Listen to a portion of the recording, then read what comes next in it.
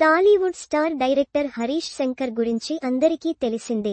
ఇప్పటికే తెలుగు సినీ ప్రియులకు పలు సూపర్ హిట్ సినిమాలు అందించిన ఆయన ఇప్పుడు అనుకున్నంత స్థాయిలో మెప్పించలేకపోతున్నారు. రీసెంట్గా మిస్టర్ బచ్చన్ మూవీతో ప్రేక్షకుల ముందుకు వచ్చారు. భారీ హిట్ అవుతుందని అంతా అనుకోగా ఫ్లాప్గా మారింది.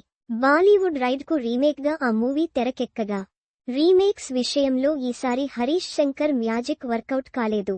అయితే ఇప్పటికే ఆయన చేతిలో ఉస్తాద్ భగత్ సింగ్ మూవీ ఉండగా ఆ సినిమా షూటింగ్ ఎప్పుడు రీస్టార్ట్ అవుతుందో ఇంకా క్లారిటీ లేదు. పవన్ కళ్యాణ్ బిజీగా ఉండడంతో హరీష్ శంకర్ ఇప్పుడు సినిమాల పరంగా ఖాళీనే ఏమో.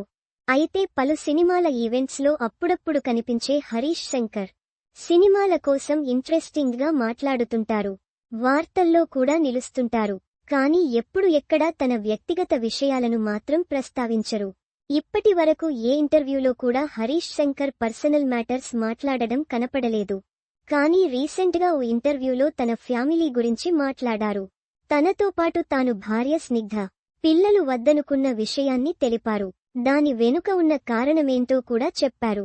తమది మిడిల్ క్లాస్ ఫ్యామిలీ అని, తనపై చాలా బాధ్యతలు ఉన్నాయని తెలిపారు. వాటిని తీర్చుతూ వచ్చానని వెల్లడించారు హరీష్ శంకర్. ఆ విషయంలో తన భార్య ఫుల్గా సపోర్ట్ చేసిందని గుర్తు చేసుకున్నారు. తన లైఫ్లో మరే ఇతర బాధ్యతలు వద్దనుకున్నానని, అప్పుడే స్నిగ్ధతో మాట్లాడానని తెలిపారు. పిల్లలు వద్దనుకున్నామని, ఒకవేళ వారు ఉంటే పుట్టిన తర్వాతే స్వార్థంగా మారుతామని వ్యాఖ్యానించారు. పిల్లల చుట్టూ పేరెంట్స్ జీవితాలు తిరుగుతాయని అన్నారు. భారత ప్రధాని నరేంద్ర మోదీ కూడా పిల్లలు లేకపోవడం వల్ల నిస్వార్థం ఉన్నారని అన్నారు హరీష్ శంకర్. అందుకే ఆయనను ప్రజలు నమ్ముతున్నారని వ్యాఖ్యానించారు. స్నిగ్ధకు సినిమాలంటే పెద్దగా ఇంట్రెస్ట్ ఉండదని చెప్పారు. ఆఫీస్తో పాటు సెట్స్లో మూవీల కబుర్లు ముగుస్తాయని అన్నారు. అదే సమయంలో తన రెమ్యునరేషన్ కూడా భార్యకు తెలియదని చెప్పారు.